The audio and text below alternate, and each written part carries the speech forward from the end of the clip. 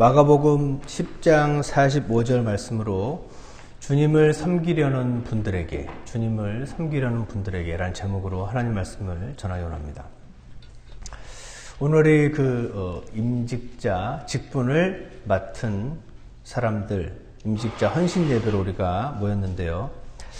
아까도 말씀드린 것처럼 오늘 말씀은 우리 교회에서 직분을 맡으신 분들을 주 대상으로 말씀을 준비를 하긴 했지만 오늘 모든 그리스도인들이 주님을 섬기는 사람들이기 때문에 모든 분들에게도 적용이 되는 말씀이라고 생각합니다.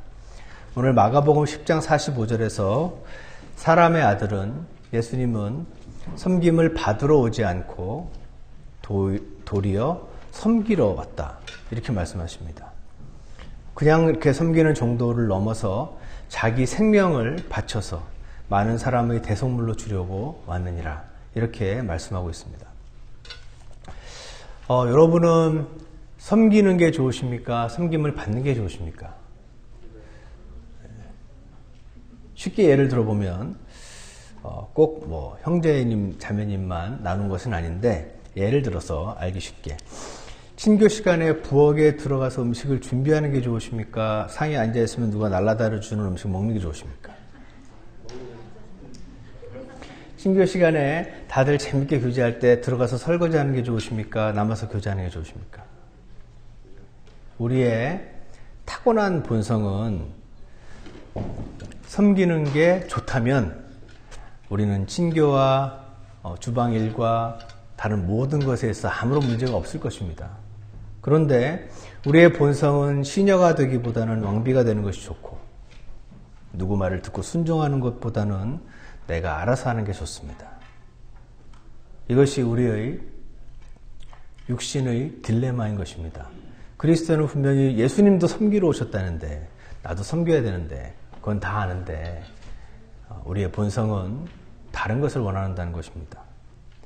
그러면 왜 우리는 한마디로 참된 섬김을 가지려면 내 육신의 원함과 상관없이 육신을 부인하면서까지 섬겨야 되는데 왜 그렇게 해야 하는 것일까? 왜 그렇게 해야 하는 것일까요? 왜 굳이 육신을 부인하면서까지, 본성을 부인하면서까지 섬겨야 되는 것입니까? 왜 예수님은요 본래 하나님이셨습니다. 하나님의 위치를 차지해야 되는 그런 분이 아니셨습니다. 그냥 자기 겁니다. 근데 본래 하나님이시기 때문에 그냥 온 우주 만물이 섬기면 그 섬김을 받으시면 되는데 그분은 왜 굳이 섬기려 이 흙먼지가 있는 땅, 죄인이 사는 곳으로 오셨을까요? 그것도 자기 생명을 내놓으시면서까지 말입니다. 오늘 이 이유를 많이 있겠지만 세 가지만 살펴보려고 합니다. 첫 번째로, 우리들의 섬김의 대상은 천하보다 귀한 영혼들이기 때문에 그렇습니다. 우리들의 섬김의 대상은 천하보다 귀한 영혼들이기 때문에 그렇습니다. 마태복음 16장 26절에서 사람이 온 세상을 얻고도 자기 혼을 잃으면 그에게 무슨 유익이 있느냐? 혹은 사람이 무엇을 주어 자기 혼을 대신하게 하겠느냐? 이렇게 말씀하고 있습니다. 온 세상을 얻어도 자기 혼을 잃으면 소용없다. 누가복음 10장 20절에서는 그 영들이 너희에게 굴복하는 이 일로 기뻐하지 말고 오히려 너희 이름이 하늘에 기록되었으므로 기뻐하라, 이렇게 말씀하십니다. 제자들이 나가서 마귀들을 막 쫓아내니까 마귀들이 쫓겨나가는 걸 보면서 너무 신이 나서 예수님께 왔습니다. 그래서 우리가 이런 능력이 생겼습니다, 마귀들이 다 쫓겨납니다 하고 너무너무 좋아했더니 그 영들이 쫓겨나는 거 말고 너희 이름이 하늘에 기록된 것, 그걸 가지고 기뻐하라, 이렇게 말씀하시는 것을 봅니다. 이것을 볼 때, 그리고 누가복음에서도 한 사람이 구원을 받으면 하늘에서 온 천사들 가운데 파티가 열린다는 그런 말씀이 나옵니다. 이 여러 가지 말씀들을 종합해서 볼 때 우리가 복음을 전해서 구원받게 돕길 원하는 그 사람들, 그리고 이미 구원을 받았으나 우리가 섬겨서 그들을 세우기 원하는 그 사람들은 하나님께서 말씀하시는 천하보다 더 귀한 영혼들이다 하는 것을 우리가 오늘 한번 생각해 보기 원합니다. 여러분, 이 천하보다 귀한 영혼이요, 사랑스럽기까지 한 경우가 있습니다. 여러분이 만났을 때 이 하나님이 말씀하신 천하보다 귀한 영혼이 참 사랑스럽습니다. 친절하게 해주고 싶고 너무 좋습니다. 그럴 때 어떻게 하면 됩니까? 그를 주님 안에서 마음껏 사랑해 주시면 되겠습니다. 위에서 기도해 주시고 위에서 밥도 사주시고 마음껏 사랑해 주시면 되겠습니다. 그러면 하나님께서 말씀하신 그 천하보다 귀한 영혼이 막 짜증나는 사람이면 어떻게 합니까? 그 천하보다 귀한 영혼이 나랑 참 안 맞으면 어떻게 합니까? 주는 거 없이 막 미운 사람 있지 않습니까? 왜 가만히 계십니까? 없는 것처럼. 주님은 천하보다 귀한 영혼이라고 하시는데 내가 보기에는 참 마음에 안 들고 밉고 한심하고 할 때 어떻게 합니까? 하나님은 그에게 유익이 되는 것을 행하라 이렇게 말씀하십니다.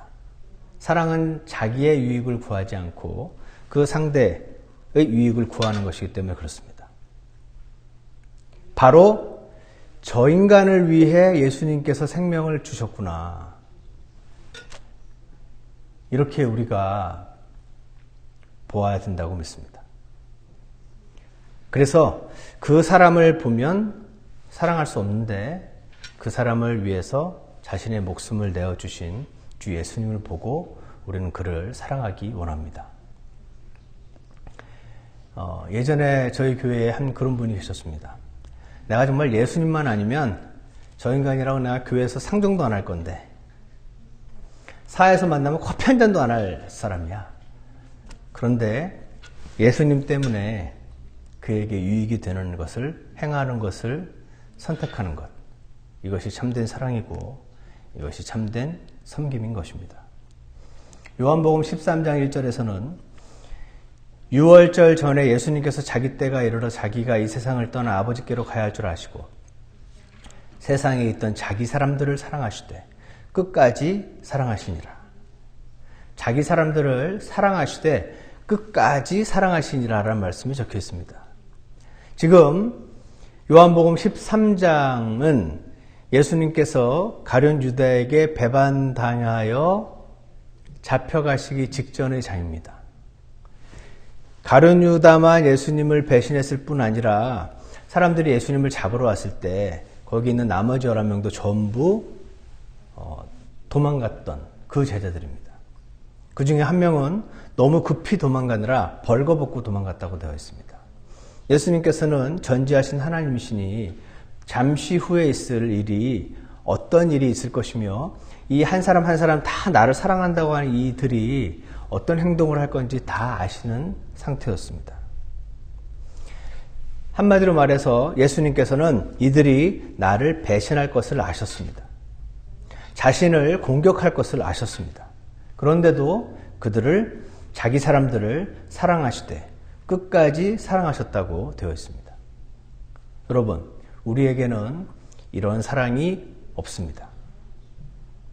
이런 사랑이 없음을 주님 앞에 인정하는 것이 이러한 사랑을 시작하는 첫 번째 단계인 것을 보시기 바랍니다.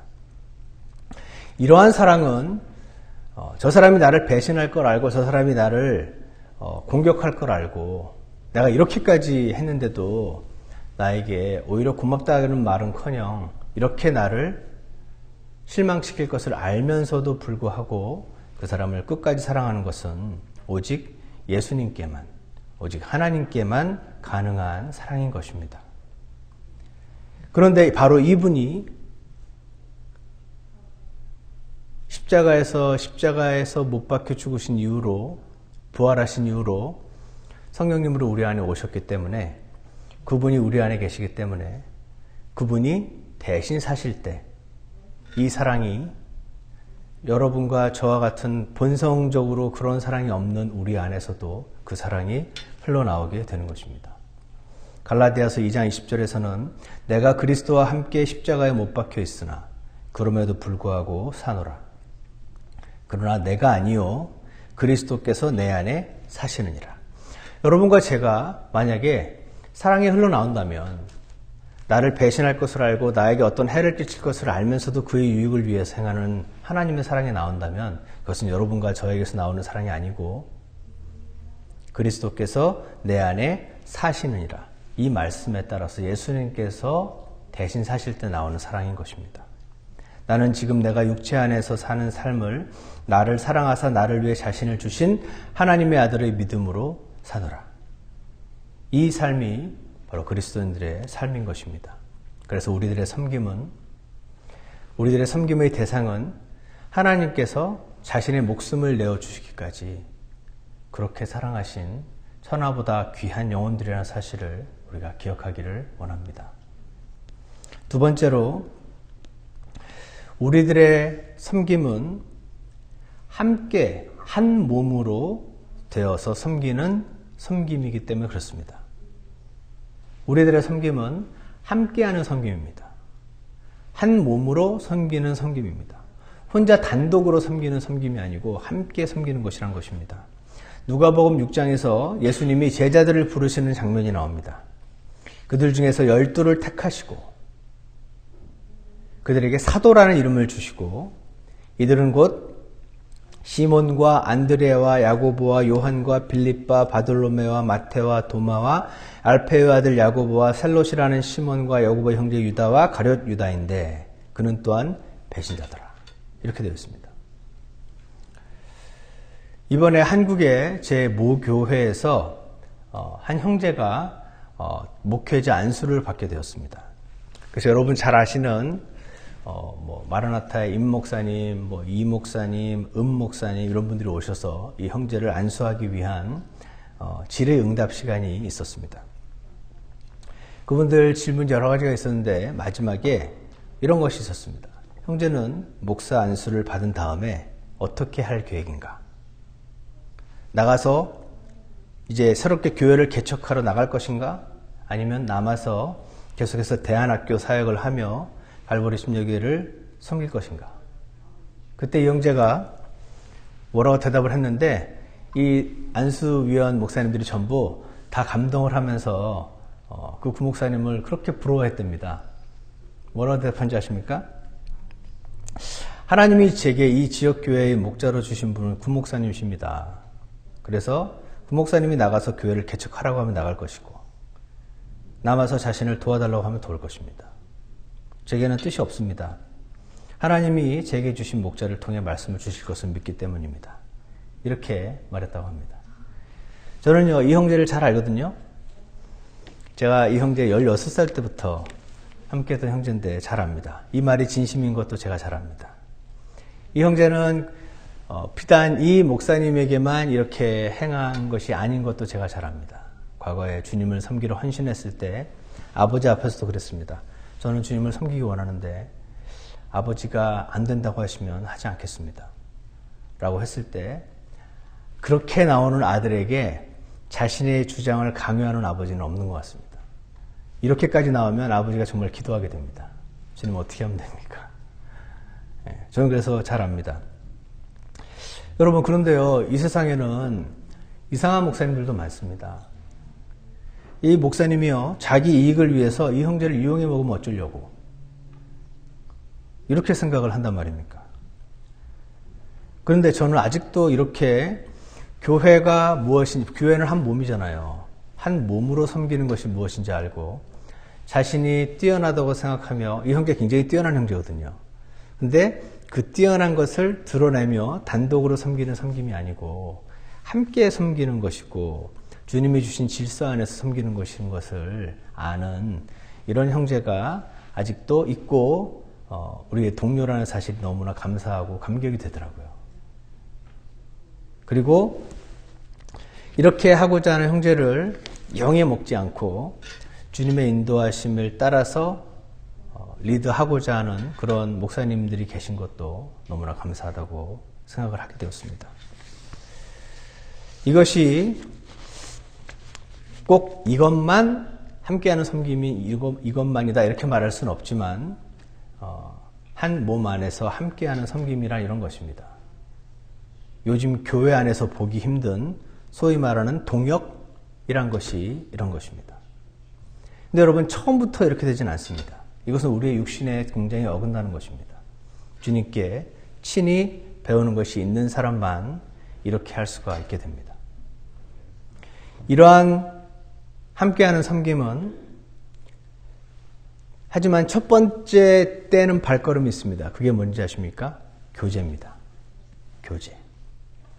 예를 들어서 여러분들에게 오늘 이제 직분을 맡으신 임직자이신 예배니까 어떤 교회 사역의 한 부분이 맡겨졌다고 칩시다.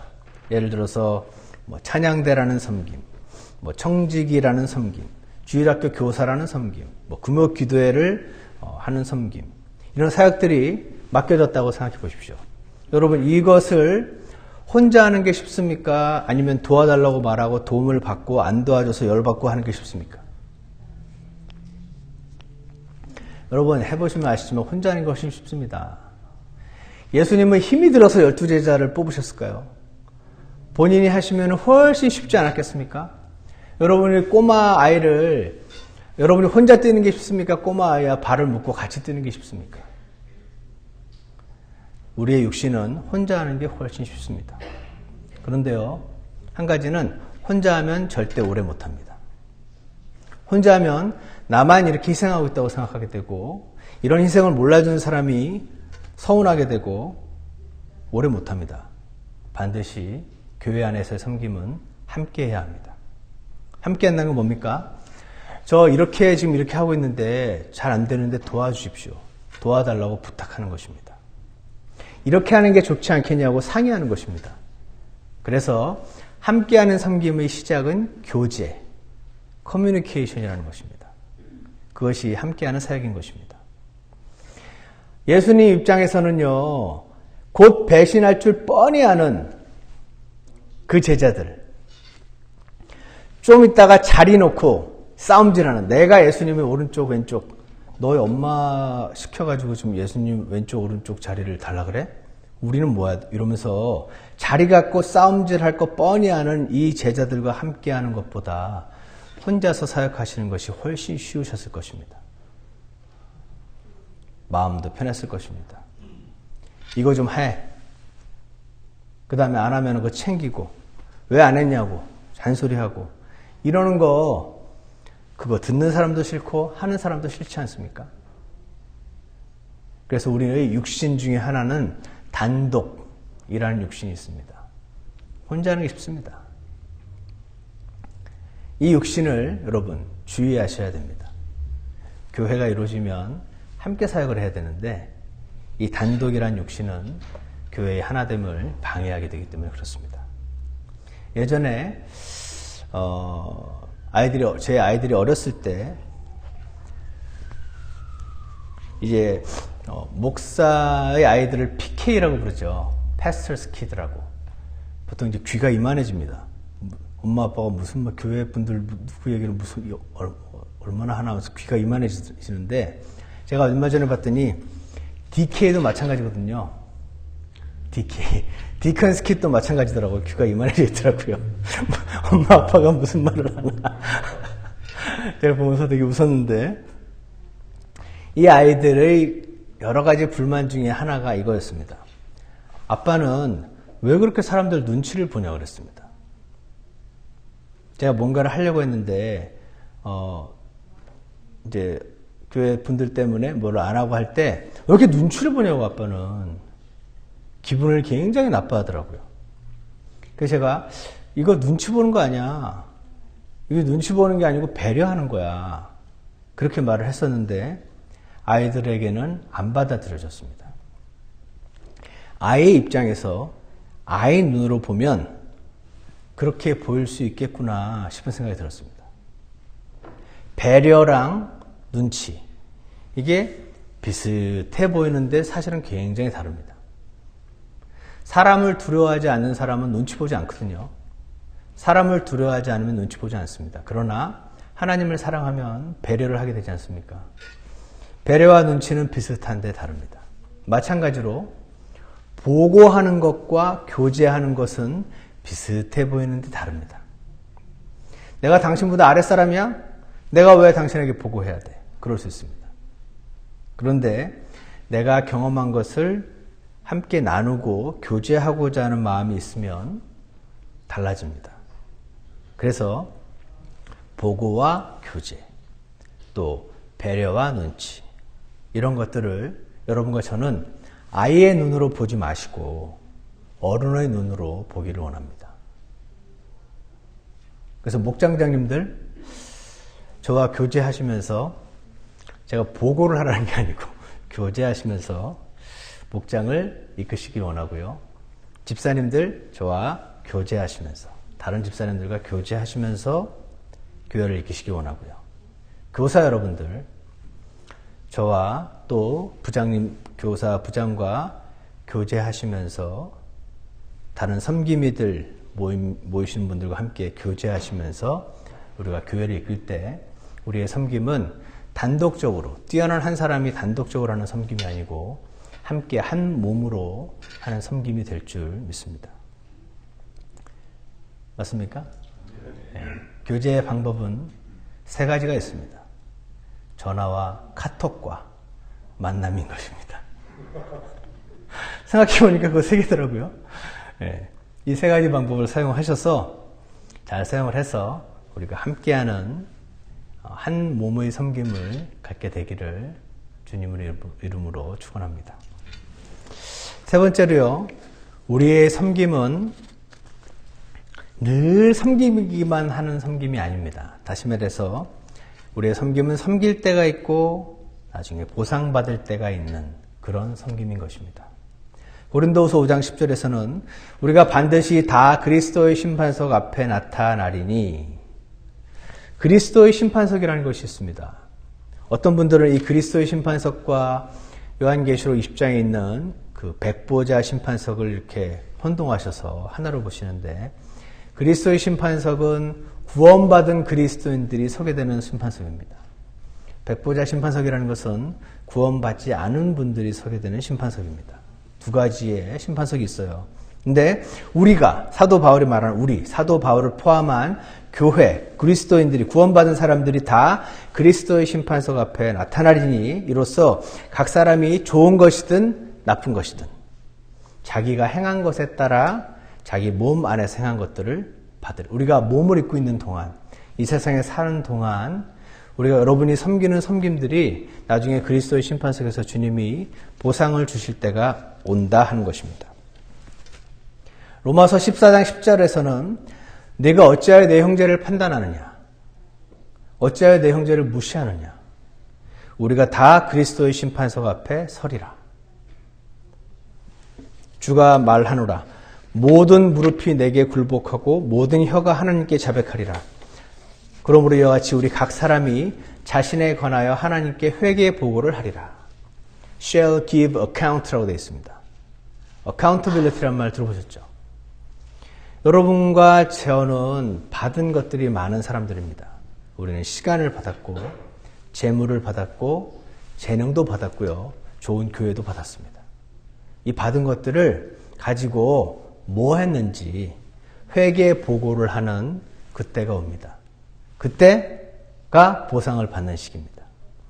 지금은 섬기는 시기고 그때가 보상을 받는 시기입니다. 예전에 어떤 형제자매님이랑 교제를 하다가 너무 열심히 잘 하시길래 그리스도 심판석에서 상 많이 받으실 것 같다 그랬더니 그것보다 지금 어떻게 대박이 날 수는 없을까요?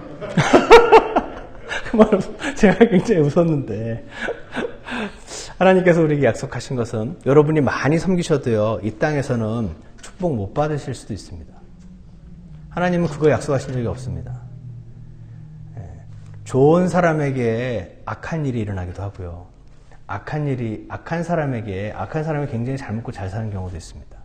하나님은 이 세상에서의 축복을 주시는데 그것은 은혜지, 우리가 열심히 섬기면 축복을 받고 열심히 안 섬기면 저주를 받고 그렇지는 않습니다. 그런데 하나님께서 확실하게 약속하신 것은 그리스도의 심판석에서 우리를 보상을 해주시겠다는 것입니다. 근데 예전에 어떤 상을 바라보고 열심히 달리는 건 좀 급이 낮은 그런 섬김 아닙니까? 이렇게 생각하는 분들이 의외로 많습니다. 근데 이게 우리가 한 말, 이게 아주 인간적인 사람의 생각인가 봐요. 임마누엘 칸트라는 그 독일 철학자가 있습니다. 1804년에 죽은 사람인데 이 사람이 이렇게 말했어요. The moral value of an act decreases as we aim to derive any benefit from it. 이게 무슨 말입니까? 우리가 뭔가를 할 때 그걸 해서 뭔가 보상을 받으려고 그거 하는 거는 아주 모럴 밸류가 떨어지는 거다 이렇게 말했습니다. 정확히 상을 받으려고 주님을 섬기는 건 아주 치사한 섬김이지. 열심히 하다 보니 할 수 없이 상을 받게 돼야지. 라고 하는 이 인간적인 생각은 이미 하나님과 반대편에 서 있는 칸트가 예전에 말했던 적이 있더라고요. 그래서 it sounds deep and philosophical, but not at all biblical. 전혀 성경적인 가르침이 아닙니다. 왜냐하면 성경은 경주할 때 달리는 자들이 다 달릴지라도 한 사람이 상을 받는 줄을 너희가 알지 못하느냐? 고린도전서 9장 24절에서 너희도 상을 받도록 이와 같이 달리라. 이랬었습니다. 상을 받도록 달리는 건 아주 급이 낮다. 그렇게 달리면 안 된다. 사도 바울은 그렇게 안 했습니다. 상을 받도록 열심히 달리라. 이것이 하나님께서 우리에게 원하시는 것입니다. 제가 우리 아이들에게 상을 걸 때가 있습니다. 예를 들어서 이번에 성경 읽기 할 때 우리가 상을 걸지 않습니까? 사실은 인간적인 분으로 보면 되게 웃긴 겁니다. 성경 읽으면 본인이 좋지, 저희가 좋습니까? 교회가 좋습니까? 본인이 좋지 않습니까? 근데 상을 걸지 않습니까? 본인이 좋은 건데 상을 겁니다. 이 상을 보고라도 그 좋은 거 하라고. 그래서 본인에게 유익을 가져가라고. 그렇게 말했을 때, 난 저 상을 받기 위해서 열심히 성경을 읽어야지 하는 분이 훌륭하신 분입니다. 제가 볼 때 우리 교회는 대단히 훌륭하신 분들이 많습니다. 나는 그냥 성경을 읽으려지 상 받으려고는 안 읽어. 그거는 아주 철학적일지 모르나 성경과는 다른 것 같습니다. 그리스도의 심판석에서 받을 상을 목표로 달리는 것이 하나님이 원하시는 것이라는 것을 기억하시기 바랍니다. 다만 지금은요, 모든 일에는 때가 있습니다. 지금은 섬길 때지 지금 보상을 받으려고 하지 마십시오. 왜 우리 교회는 이렇게 열심히 섬긴 나를 안 알아주나? 왜 누구는 이렇게 수고하고 있는 나를 안 알아주나? 지금 보상을 구하지 마시기 바랍니다. 그래서 저는 잘 열심히 하겠습니다. 보상을 잘 하려고. 하지만 여러분과 저의 눈이 궁극적으로 어디를 바라봐야 되느냐, 그 말을 하는 것입니다. 여러분이 최선을 다해서 섬겼는데도 사람들의 인정을 해줄 수도 있고 안 해줄 수도 있습니다. 그래도 신실하게 섬기시기를 바랍니다. 여러분이 최선을 다해 섬겼는데도 주변 사람들이 오히려 비난하고 욕을 할 수도 있습니다. 직접 당해보셨습니까? 다 때려치고 싶습니다. 그래도 주님을 바라보시고 섬기시기 바랍니다. 주님, 혹시 제가 뭔가 잘못된 것이 있습니까? 있으면 알려주십시오. 이렇게 기도하시면서 주님을 끝까지 섬기시는 저와 여러분이 되시기를 축원합니다. 히브리서 6장에는 이런 말씀이 있습니다. 하나님은 불의하지 아니하사 자신의 이름을 위해 너희가 보여준 너희의 행위와 사랑의 수고, 곧 너희가 성도들을 섬겨온 것과 여러분이 성도들을 쭉 섬겨 오셨지 않습니까? 그 섬겨온 것을 하나님께서는 결코 잊지 않으신다고 하십니다. 또 섬기고 있는 것을, 사람들은 그것을 몰라줄지 몰라도 여러분이 하나님을 섬겨온 것과 현재 섬기고 있는 것을 잊지 아니하시느니라. 히브리서 6장 10절에서 말씀하십니다. 그것을 잊으시면 이 성경 말씀에 따르면 하나님은 불의하신 거다. 하나님은 근데 불의하지 않으시다. 그러므로 너희들이 지금까지 섬겨온 것 전부 기억해 주시고 상을 주실 거다. 그리고 지금 섬기고 있는 것, 사람들이 비록 오해할지라도 신실히 나를 보고 따르라.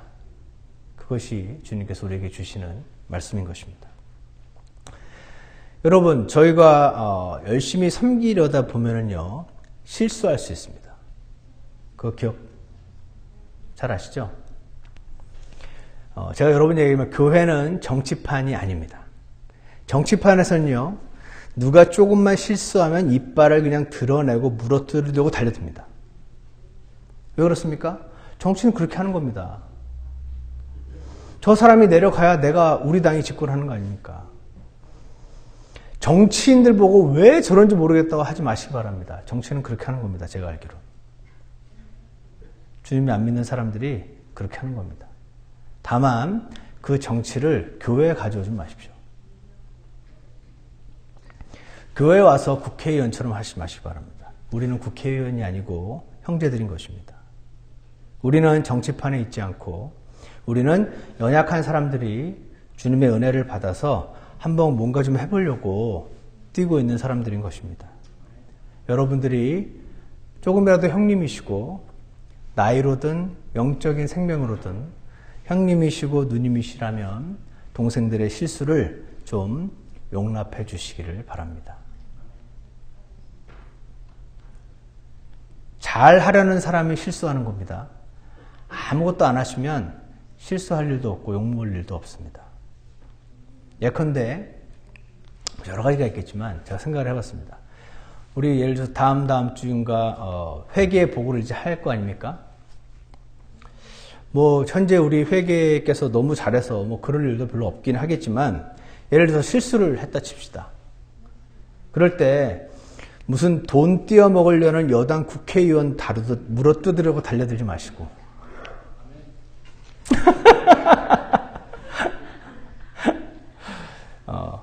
용납하며 서로 품어주며 그렇게 하지만 무조건 다 넘어갈 수는 없죠. 필요한 건 질문도 해가며 하지만 우리의 기본 스피릿이 품고 사랑하는 스피릿이 되어야 한다고 믿습니다. 그것이 하나님께서 우리에게 원하시는 섬김인 것입니다. 왜 우리는 섬김이 본성이 아닌 사람들인데도 불구하고 섬겨야 하는 것입니까? 정리하면 여러분과 제가 섬기는 그 대상들은 천하보다 귀한 영혼들이기 때문에 그렇습니다. 그리고 이 섬김은 함께하는 것이기 때문입니다. 예수님도 제자들을 굳이 만드셨듯이 우리도 함께하고 주님의 제자들을 만들어가는 과정이 우리가 가야 될 길인 것입니다. 그리고 세 번째로 우리는 섬길 때가 있고 보상받을 때가 있습니다. 지금은 섬길 때고 보상받을 날을 우리가 기억하시고 하나님은 불의하지 않으셔서 여러분이 지금까지 섬겨오신 것과 그리고 지금 섬기고 계신 것을 기억하시고 보상해 주는 분이심을 믿으시기를 바랍니다. 그래서 2018년 우리가 서로를 섬기고 서로 세우며 우리 중앙침례교회가 주님 보시기에 참 기쁜 그런 교회가 되기를 주 예수님 이름으로 축원합니다. 기도하겠습니다. 아버지 하나님 참으로 감사합니다. 주님께서 귀한 교회를 주시고 사랑스러워서 섬기기에 그렇게 부담되지 않는 그런 지체들을 우리에게 많이 붙여주셔서 정말 감사합니다. 저희가 서로 살아가는 가운데 주님의 제자들로 드러나게 도와주시고 잃어버린 영혼들을 더 많이 주님께로 인도하는 그런 주님의 자녀들이 될 수 있게 도와주시옵소서. 우리가 섬기는 섬김은 그 대상들은 어떤 단체도 아니고 물건도 아니라 주 하나님께서 천하보다 더 귀하게 여기시는 그러한 생명들임을 이 시간 기억하기 원합니다. 그들의 모습이 우리의 마음에 들지 않을지라도 우리 육신을 십자가에 못 박혀 죽은 것으로 여기고 주님께서 대신 사심으로 그들을 사랑하고 유익이 되는 것을 행하는 저희 모두가 될 수 있도록 축복해 주시기를 간절히 원합니다. 이렇게 살기를 소망하고 결심하는 모든 우리 지체들을 주님께서 풍성한 축복으로 덧입혀 주시기를 간절히 원합니다. 예수 그리스도 이름으로 기도드렸습니다. 네. 우리 다 같이 일어나셔서 찬송가 493장 주 안에 있는 승리 함께 하시겠습니다. 493장입니다.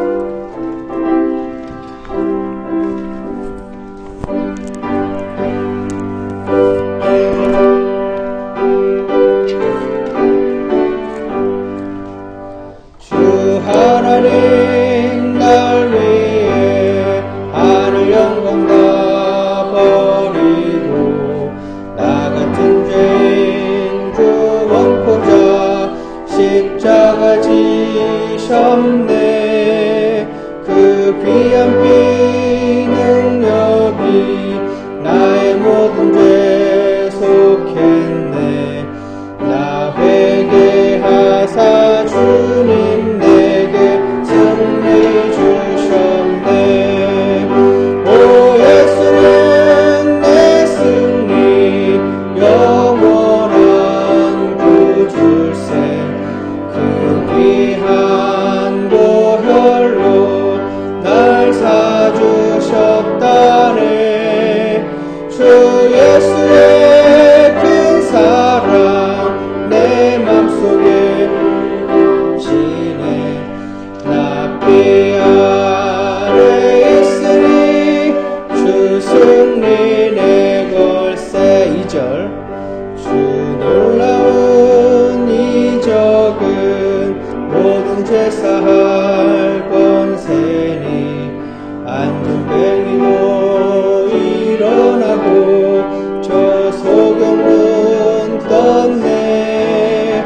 주 권능을 나 믿고 주의 이름을 부를 때 내 죄 사하사 주가 내게 승리 주셨네. 오 예수는 내 승리 영원한 구주세. 그 귀한 보혈로 날 사주셨다네. 예수의 큰 사랑 내 맘속에 넘치네.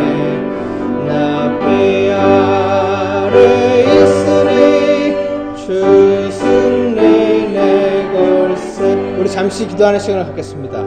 2018년 새해를 맞이해서 하나님께서 우리 각자에게 주신 직분과 꼭 직분이 아니더라도 주님이 주시는 부담들에 순종해서 하나님께서 천하보다 더 귀하게 여기시는 우리 각자 지체들을 섬기고자 우리의 몸과 마음을 드리는 시간이 있기를 원합니다.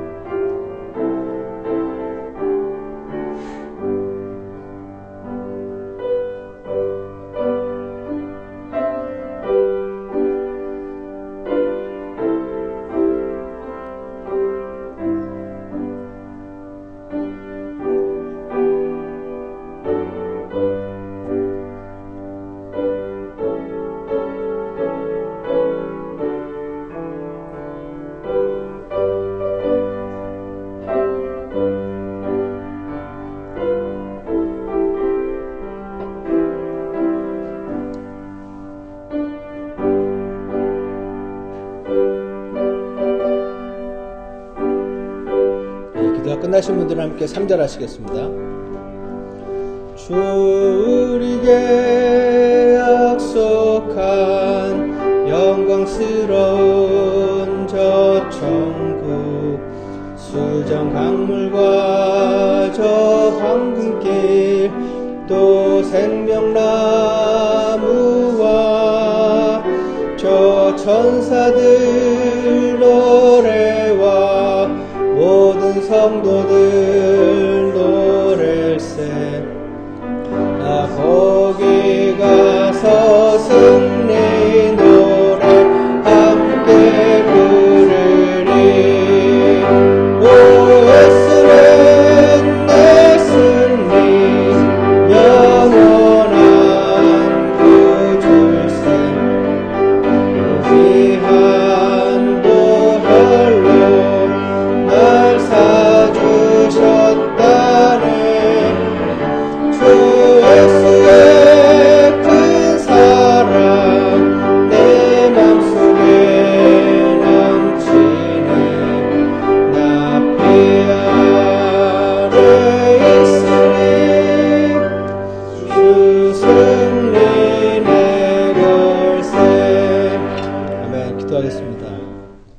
하나님 아버지 참으로 감사합니다. 주님께서 그 귀한 불 흘리셔서 값주고 사신 귀한 형제 자매님들을 저에게 이렇게 만나게 해주시고 함께 한 지역교회에서 주님을 섬기고 서로 사랑하며 살아갈 수 있도록 인도해 주셔서 감사합니다. 이 이민 생활이 그리고 우리가 살아가는 인생길이 참 외롭기도 하고 여러 가지 어려운 일이 많이 있는 그런 삶인데 주님께서 사랑해 주신 그 사랑을 기억하고 그리고 주님께서 목숨을 내 버리시기까지 사랑하신 그 지체들을 우리가 미워하는 일이 없도록 주님께서 우리에게 특별한 은혜를 허락해 주시기를 간절히 원합니다. 사람을 보면 미워하기가 쉬운데 주님을 바라보면 그들을 사랑할 수 있음을 날마다 깨닫게 도와주셔서 너희가 서로 사랑하는 것으로 사람들이 너희가 내 제자인 줄 알리라 하셨던 주님 말씀을 우리가 실천으로 옮기는 자들이 될 수 있게 도와주시기를 간절히 원합니다. 주님께 감사를 드리며 예수 그리스도 이름으로 기도드렸습니다. 아멘. 예배를 마치겠습니다.